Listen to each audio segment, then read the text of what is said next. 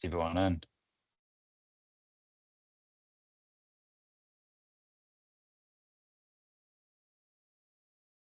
We all aboard? Oh, yeah, so I've got to go ahead. All right, I can only see a couple of people on the page, but so introduce myself. So my name's Gareth Hughes. So currently a group manager based in Lower Hutt, but and part of the mighty Wellington District Leadership Team. And Phil, I'll let you have a quick blurb and introduce yourself. Kia ora tātou. My name is Phil Sol. I'm the Community Risk Manager for the Wellington District, also covering the Chatham Islands as well, looking after everything from the teams that look after the built environment, fire investigation and community education. Cool. So you guys have got the crack team today, which is good. And luckily, Nicola's going to be making sure we click through each screen to go through what we've got. And I'm guessing the best protocol is rather than be talking heads, we'll mention things. But if there's any questions, put your hand up, I suppose. Will the hand come up? And Nicola, will you be able to see those and make sure I don't miss any hands raised for any questions? Cool. Thank you. As I'm looking at two screens as we go through. But yeah, we've got the first screen up there is about the overview. So we're at the fishing stage at the moment where we're hunting for interest through until March, which is only very shortly around the corner. Looking to try and get applications filled for those processes. I mean, we've only got to the open through to the 2nd of March, and then we'll be busy on that shortlisting process. So hopefully we can get as many people interested as we possibly can. And then looking to do interviews as we roll into April. So it's going to be a fairly rapid system, but again, guided by Nicola and the team to get benefits of what's happened around the country. Happy with that? Right. We got there, is that the next page? Oh, we've skipped a couple of pages, have we? Through two. Is that page 3?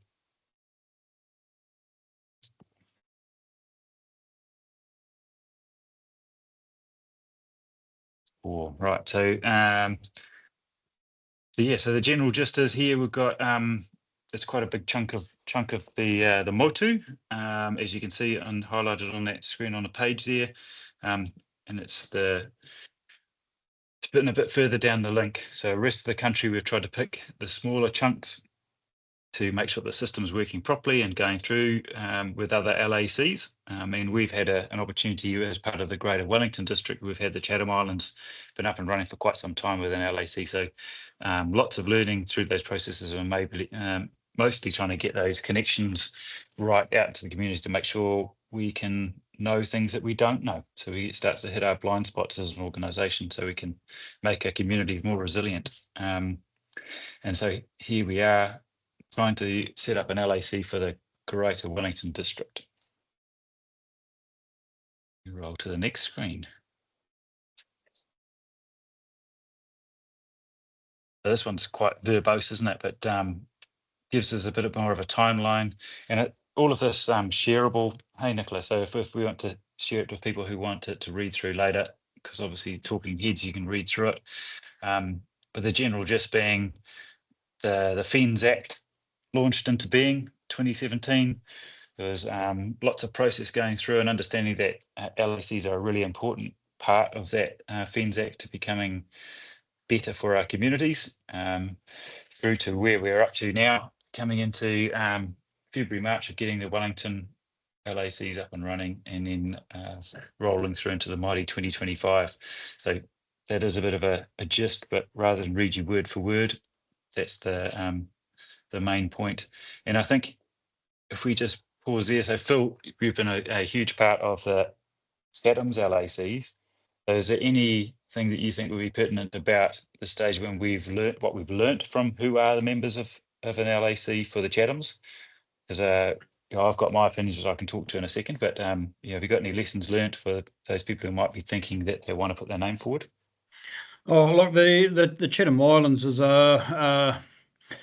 obviously everybody probably knows a little island 800 k's out to the east of New Zealand, and we've got a great variety of people on the Chatham Islands LAC that incorporates the local iwi, imi, the council leaders, we have people who represent the farming community. There's a huge array of people in the Chatham Islands, and this is where I think with Wellington will be the same, being that the Wellington district covers such a vast area, going from Wellington over to the Wairarapa, up to Mount Bruce, across to just north of Otaki, and everything south. We cover, a large commercial area. We've got large residential, we've got industrial, we've got farming, and again, we've got a lot of forestry within those zones as well. So we're looking for, the people who are going to be able to represent all of these community groups, or specific groups, and bring back how we can support those groups within our district as well. And I think that's the kicker with the last two main pertinent points for this screen. But the local advisory group is not about governance or management of operational stuff. It's not about the shiny toys or the big red truck purchasings and things like that. It's really about making sure we really totally engage with our communities in a way that's beneficial for our communities, because as Phil said, there's vast differences across such a large district.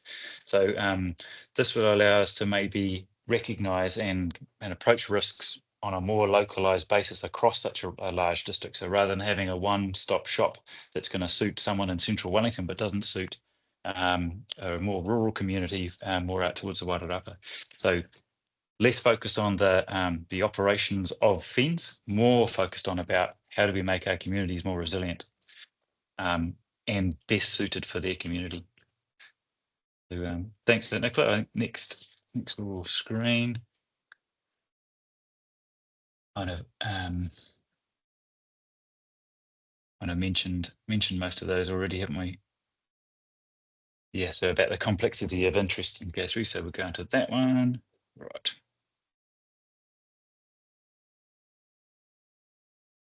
Sorry, bear with, my laptop is being very slow today, so carry on. So, yeah, I think it just reinforces that the LAC, or Local Advisory Committee, is sort of committing a voice back to the board that they're representing their community specifically. We've gone through to the next screen already, so you're going to make sure we cover that off. Yeah, so the point of being, yeah, we mentioned it, you're going to have that voice that goes back through the board, through the organisation, and it's really about shaping a more bespoke service for your community and giving an angle that maybe in the past we haven't already heard of, or maybe we haven't taken into account a certain local perspective. And I think that's why, to understand, we've got operations side of FENZ, but we've also got a really strong now developed community engagement side, which Phil's representing here for our district. And my personal opinion is that, that's the strength of these LACs, is going to give an angle to be able to focus which way we're going to try and set that community to be more resilient through Phil's team, and then through the operations side of it, be able to provide a service that can, when things are required, can provide a service that's going to be best suited to that need at the time. So if one is putting the name forward to be part of an LAC, as it's mentioned there, and I don't have to read it word for word, but those are the parts. You're representing your slice of the pie, you're representing your slice of the community, and giving another understanding from your perspective. Talking about specifics from your perspective will help us advance our perspective across the whole district. And the big thing is sometimes we don't know a connection that we might be missing. And so having someone with a different perspective who's aware of other connections will strengthen our need to be able to go and actually, well, we do need to go and talk to this particular community group, or we do need to go and set up a relationship and form them. So I guess it's kind of lifting the veil on the people we don't know, or the things that we don't know, to make us better for our communities. Phil, you anything to add to that one? No, I was just going to say that the great thing with these LACs is, as Gareth just said, is it gives us a great opportunity to tap into our communities a lot more. We don't always have the right contacts, the specific contacts, or may not necessarily know the issues that some communities are actually having that we're unaware of until, hopefully the LACs bring them to us and we can then action them. So if you look across across New Zealand, there's been a number of LACs who have now actioned specific points. For the Chatham Islands, we very quickly realised there was a lot of residential properties that didn't have smoke alarms. And being that it's only covered by one volunteer fire brigade, we put a process in place where we actually sent staff over to the Chathams, and we did home fire safety visits for, we tried to get every house. We got 54% of the entire Chatham Islands done for a home fire safety visit and got smoke alarms put into them. And then next month, we're actually going back with 3 staff and actually going to complete the rest of the island. So it's what's relevant to your areas, to your contacts, and how we can support the communities. Yep, 100%. And it brings in the parameters. There you go. Perfect little segue into where we sit across the board. So part of being the whole country, and part of having a FENS Act to give us some legislation to go through, and having a board. Obviously, there's angle up through government, which you can exercise our influence for, but that's our influence is only as good as the intel that we're getting. So having relationships with other people within the community to give us the right intel, to direct us to have the right influence to go and make change for New Zealand wide, but in this case specifically across the Wellington district, will give us a much better product for, let's say, the generic Mr. and Mrs. Jones who may have a need to call for FENS, or need to have a time of need that we can come and give us assistance. Happy. The next screen, please. Roll 3.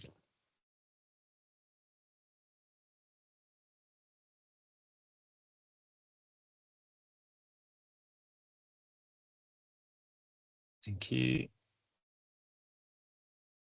So the old, who would this likely be made up from? So who are we looking for? And I think we've alluded to this a few times, but it's people who know people. So people who've got contacts and good understanding of it, the wider risk of their community and the wider need of their community, and possibly even the wider need of how their community fits in with other communities around. They're the people we'd love to be able to have their knowledge or the benefit of their contacts. We want people who are willing to be able to be a voice for their local community, to be able to explain to us what's working and what potentially we could change or develop. And also, this is fairly new. It's certainly new for myself, and Phil's had a lot of experience through Chatham Islands, but on such a wide scale, this is quite new for us. So this would be a growth function for Wellington to be able to understand some of our blind spots across our communities, and I think that would be an awesome opportunity. So we want people who are willing to engage. Phil, you got anything you want to add to that one about who the type of people we're after? Perhaps that's the connections, isn't it? I think you well covered that one. Thank you. So what would you do? What are you signing up for? I guess that's probably what we should looking to try and list on. But it really is keeping. If we've got people who've got connections, then really what we're doing is to keep those connections live, keep those engagements going. But probably as you gather more intel about what we're after, going out and having an active feedback loop about what is working, what isn't working, what is a risk that maybe is aware of or not aware of. Looking to be meeting quarterly. I like the way it's, we're talking about, there will be a moderate rate of remuneration. So you're not necessarily doing this for gratis, which is good.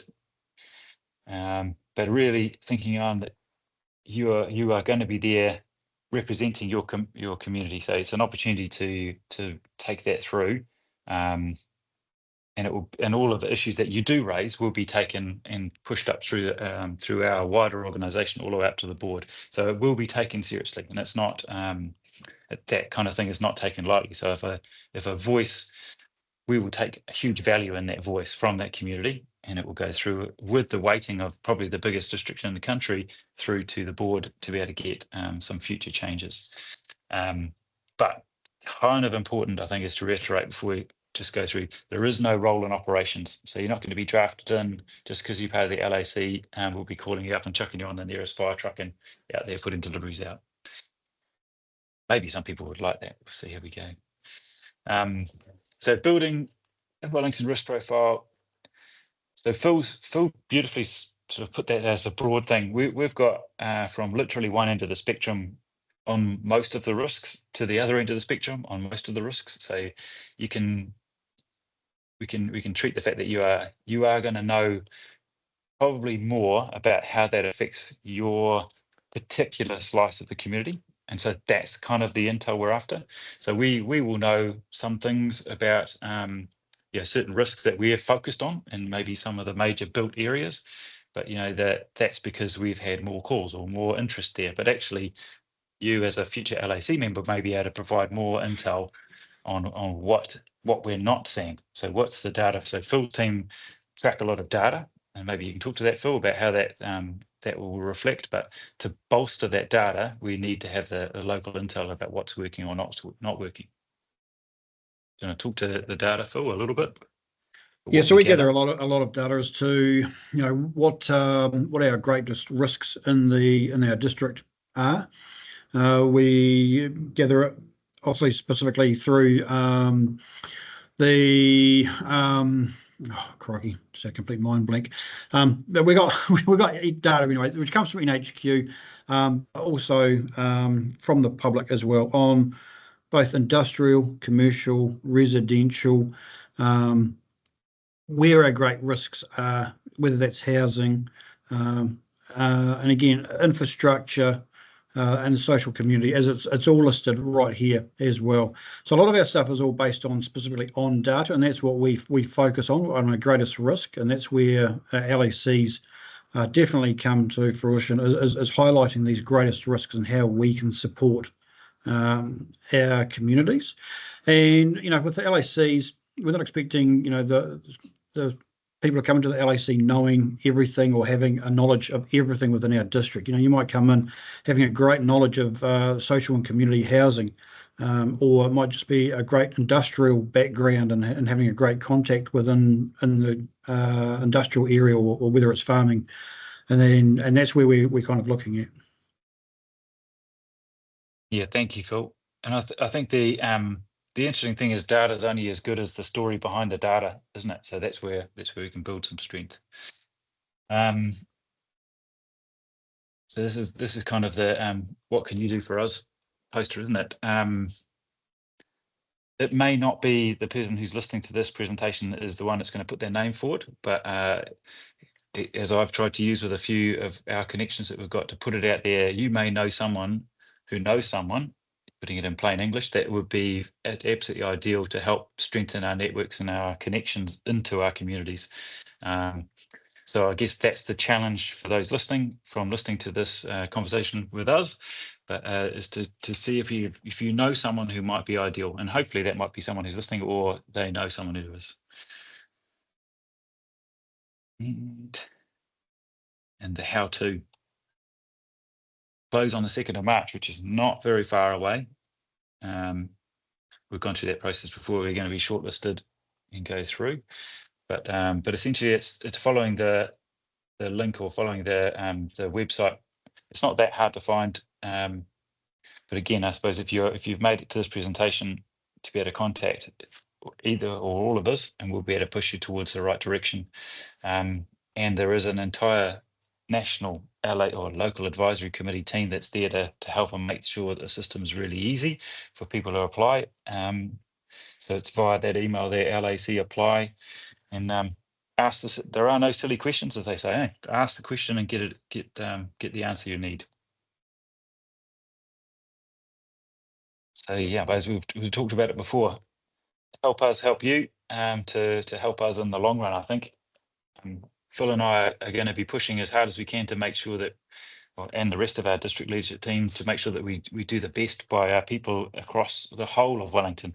And really, we're only going to be doing that by knowing new stuff, by learning from our communities and finding out what's actually more beneficial than we perhaps thought it was in the past, or perhaps think we're doing the right thing. So we'll be really open. We're open to change. We're open to shuffle.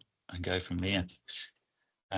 Phil, you got any closing statements that you want to be able to put through, other than please No, apply? I'd like to thank everybody for taking the time out today to join us for this presentation.